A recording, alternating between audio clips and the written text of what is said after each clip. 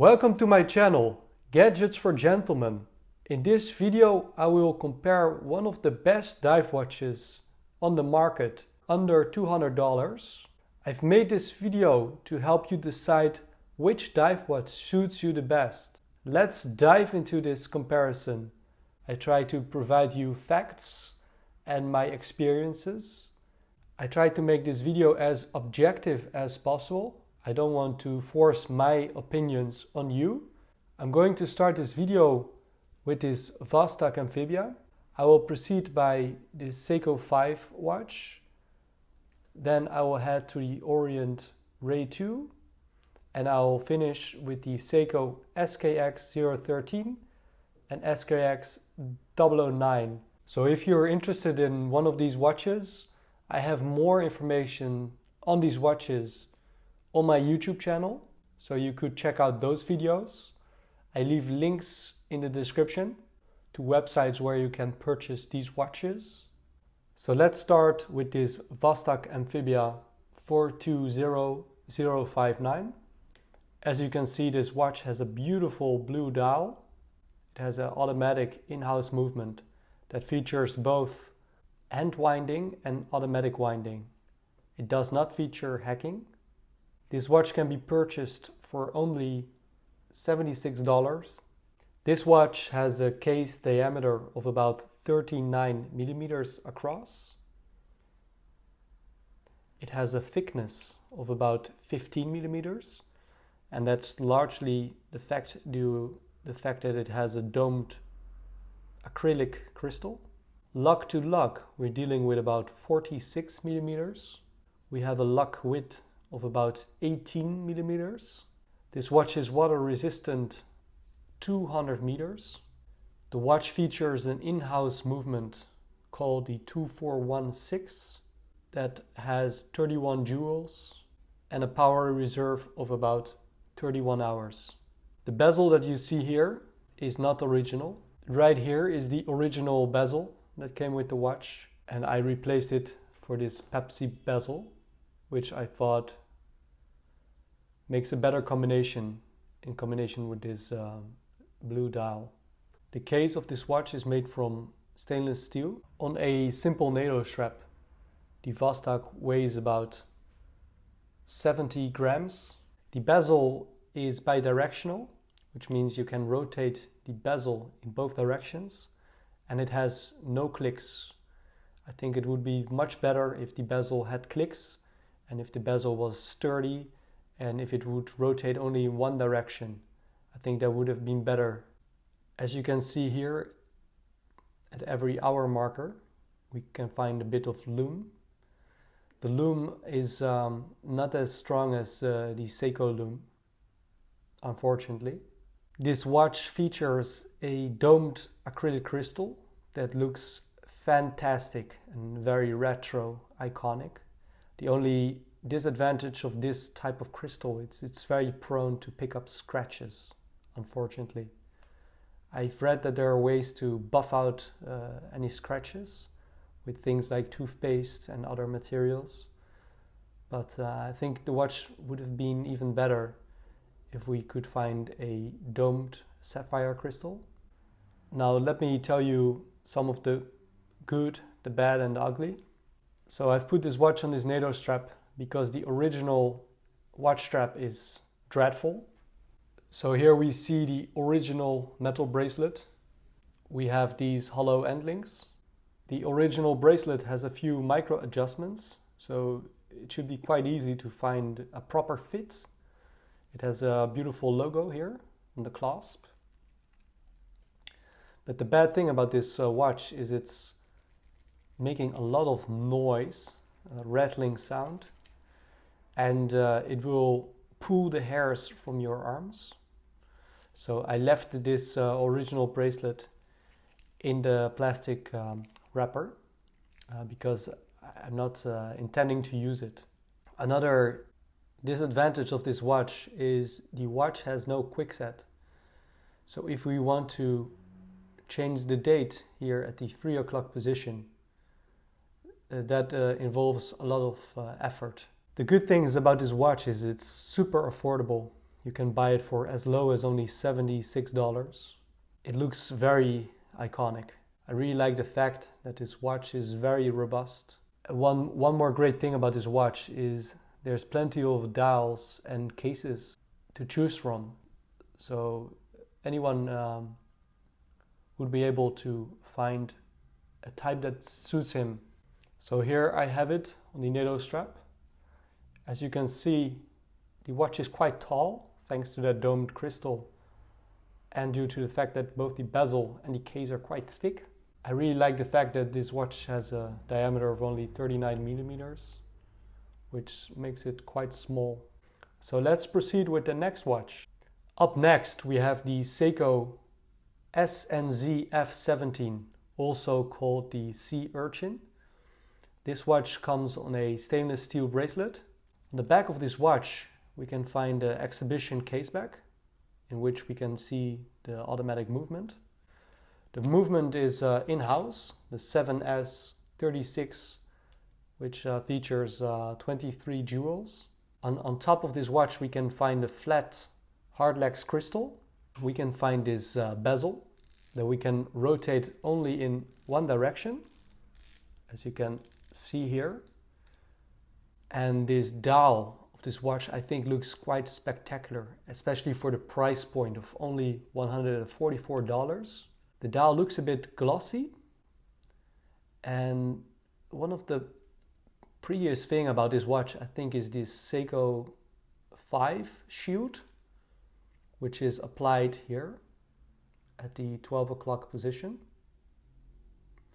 And what I also really like about this watch is at the 3 o'clock we can find the day and date feature, and we can see that metal inlay of the day and date. I hope the camera picks this up. So we don't simply just find a cut in the dial of this watch, but we can find this metal trim around the day and date, and I think that looks quite nice. We can find these beautiful sword hands. We can find the second hand with a kind of like a lollipop lume dot in the back. I think the watch looks fantastic. So I'm a real fan of this bracelet because there's a few micro adjustments that you can use to find a proper fit for your wrist. We can find this clasp and pushers. If we look at the lug width of this watch, we can find a distance of 22 millimeters. And when we reach the clasp of this watch, we end up with only 20 millimeters. See, the distance at the clasp is about 20 millimeters, 19 to 20 millimeters. And here at the top, we're dealing with about 22 millimeters. So I really like the fact, I think that looks quite elegant, that the width of the bracelet reduces when we go down to the clasp. See, when we look at the 6 o'clock position, we can read water 100 meter resistant. So this watch would not be advisable to use for diving. I think swimming would not be an issue. This crown, as I told you, is quite small. I think it would look better if the crown was a bit bigger. And the crown is only pull and push, so there's no screw. So that's a bit of a disadvantage. Dimensions of this watch are about 42 millimeters across. Lug to lug distance is about 48, and the case with the lugs, they curve a bit. Also, due to that exhibition caseback that we can see here in the back, I think the watch is quite thick for a non-dive watch. As you can see, we're dealing here with about 13 millimeters of thickness. There we go. I removed 4 links of this bracelet to fit my wrist. So the weight on the metal bracelet is 142 grams if you reduce 4 links. So this watch looks really handsome, but I think for my wrist it's a bit too big. So what are my conclusions on this watch? I think this watch looks spectacular. What I noticed is here with this bezel, I don't think it properly aligns with the 12 o'clock position.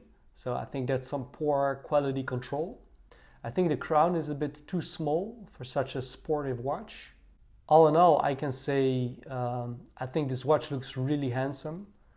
I think cool aesthetics, exhibition caseback, nice bracelet, low price. I mean, in-house movement, and we're dealing with here $144 US.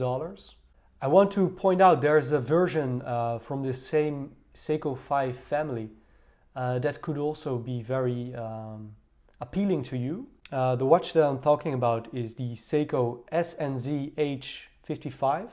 We're dealing roughly with about the same watch, almost same dimensions. I think a little bit thicker due to a domed crystal.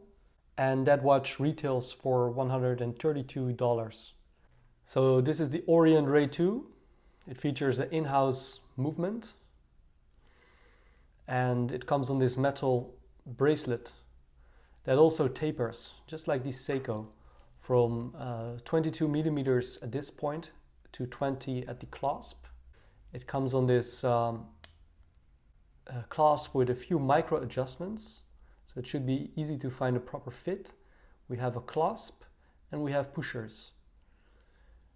We have the Orient brand name stamped here. And unlike the Seiko, we don't find the exhibition caseback. We do find this logo of these dolphins.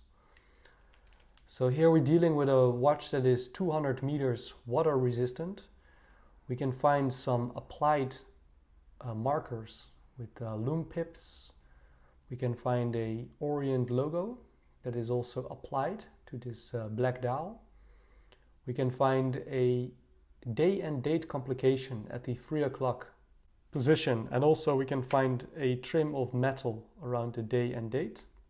We can find a bezel that rotates only in one direction, and the bezel is very stiff to operate, as you can hear here.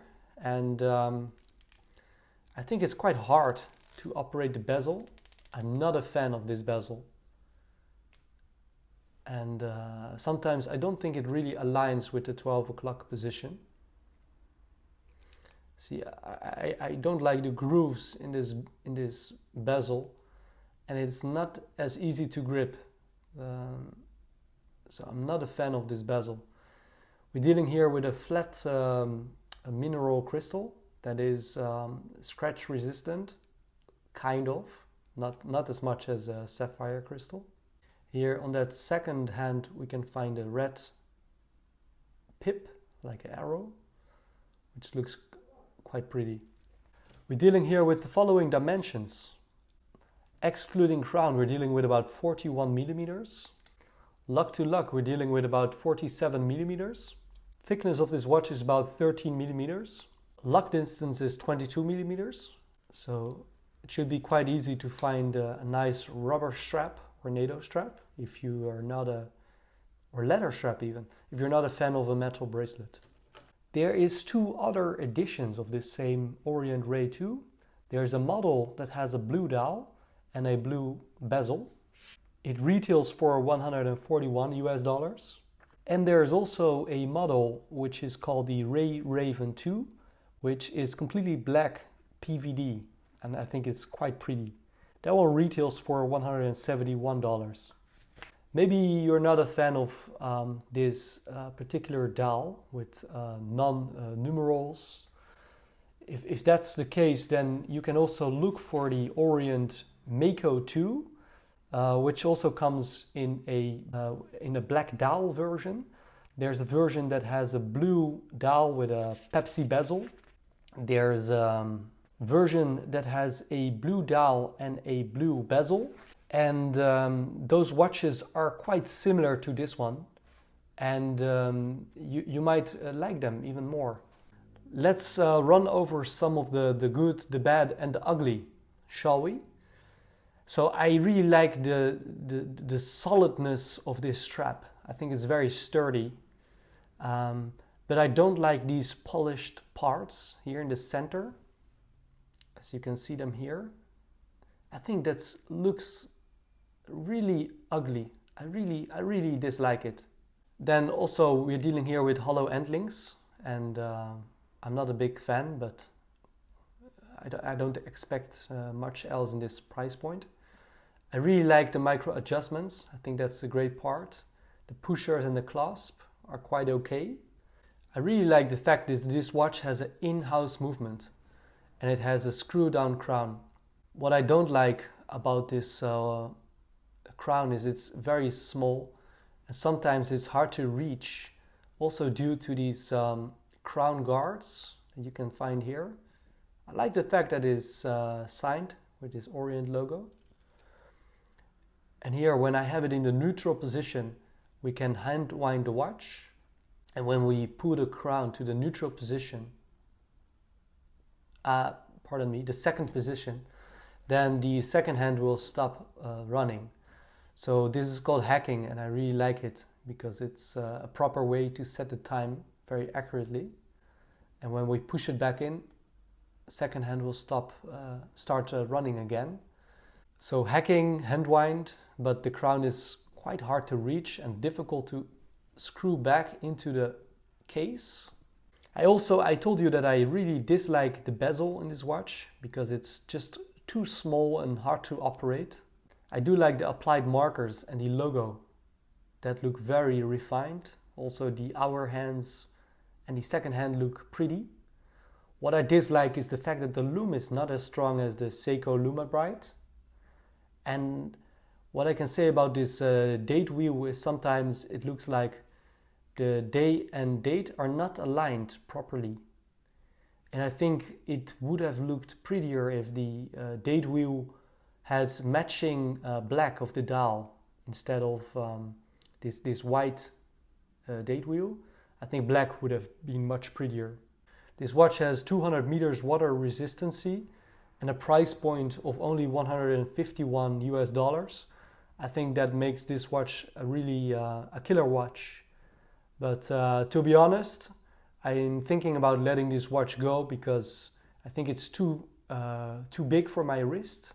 And finally, I really like this movement, but it has not been around as long as the Seiko movements that I detailed in this video.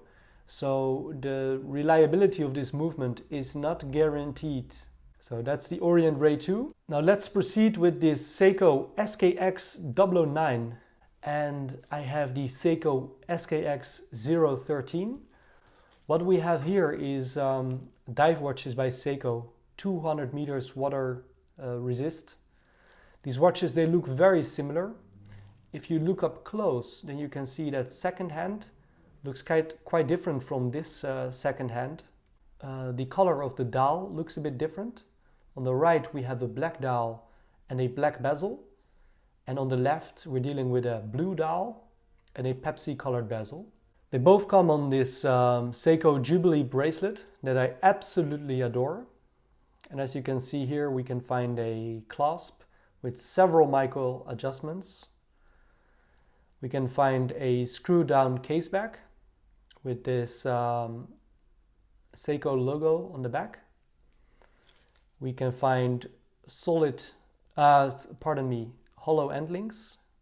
In terms of the movement, these watches have been around forever, so they're very reliable and they tend to go for a long time, but the watch does not allow for hacking. So when we pull out the crown to the second position, you can see that the movement still runs, and the movement also has no hand wind functionality. As you can see here at the 3 o'clock position, we can find a white date wheel and we can find a cutout in the dial. We don't find a metal inlay or anything. So the design of this watch looks very plain, I would say almost. We can find a printed dial, and applied on every hour we can find some rich dots of lume. And the lume of this watch is remarkable. Same with its smaller brother. and it lasts a long time, much longer than the Orient and the Vostok Amphibia. Also, when you take off this watch strap, you can pretty much wear this watch on any strap, being it leather or NATO or rubber. It will look great. So there are some differences between these watches other than the second hand that I pointed out and the color combinations. In terms of size, you could say that dimensions of these watches are somewhat different. We're dealing with a thickness of about 13 millimeters. That's the SKX009. SKX013 is a bit thinner, about a millimeter thinner. Diameter of the 013 is about 38 millimeters. 009 has a diameter of about 42 millimeters. Lug to lug distance, SKX009, we're dealing with about 45 millimeters. And the 013, we're dealing with about 44 millimeters. Lug width of the 013, we're dealing with about 20 millimeters. Tapering to the bracelet of about 16 millimeters. 009, we're dealing with about 22 millimeters. Tapering down to about 18 millimeters. So those are the SKX013 here on the right. This watch retails for about $195 on the metal bracelet, and it's a bit more affordable on a rubber strap. The 009, which I have right here, retails for about $208 on the metal bracelet. But if you purchase it on the rubber strap, it goes for around the $200 mark. And finally, there is another version, SKX007. It has the same exact dimensions of this 009 watch, but it features a black bezel and a black dial. So the good, the bad, and the ugly about these watches. The bad thing is sometimes it's hard to screw back the crown. Let me try to demonstrate this. So this is the neutral position, and when I push back the crown and thread it back, sometimes it does not pick up that well. So that's the only downside, that sometimes I need to pay some more attention to the fact that the crown is really closed. Other than that, I think this watch is truly spectacular. I really like this bezel. It's very easy to use. Also on the bigger brother, the 009, the bezel is even easier to grip because it's just a bit bigger and easier to grip. Only rotates in one direction, and as you can see, there's a bit of play on this bezel. Not as much here on the smaller one. Very nice clicks. One downside is this watch, this movement has no hacking, which is really, I think, a shame, because it would be cool to really set the time according to, for example, your phone. I really love the bracelet. I think it looks very nice. I like the iconic design of this watch, and I think the crown here at the 4 o'clock position makes this watch really unique. I really like these watches. And to be honest, I'm thinking about selling this 009 watch, because for my wrist, I think it's just a fraction too big. And my wrists are only 6.3 inches. Yeah, let me show it to you. I think for my wrist, sometimes I feel like it's just a bit too big, especially when I wear it for to the office. I think it looks too big. While the smaller one, the 013, is just right for my wrist, I think. See, I think this looks better suit me.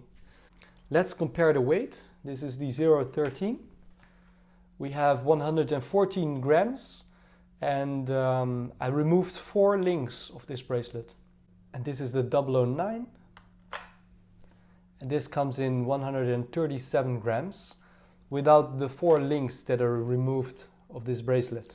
I want to also suggest that you should look into the Citizen Promaster automatic diver, the NY0040-09E, with the in-house movement A203, 21 jewels, mineral glass, black dial, steel bezel, case diameter of about 42 millimeters, a thickness of 12 millimeters, day and date, also great loom, and it comes on a rubber strap. It was previously used by the Italian Navy. So one final shot. So here, one final shot of the watches that I featured in this video. My goal was to give you an overview of these watches. I think these are among the best watches that you can purchase for under $200 US. And I hope my video helped you to decide which watch suits you and which watch does not fit your style. I hope you enjoyed this video. Please leave any comments. Contact me on my Instagram page if you have any questions, or leave them in the comment section below. Please subscribe to my channel, many more content to come. And please also like my video.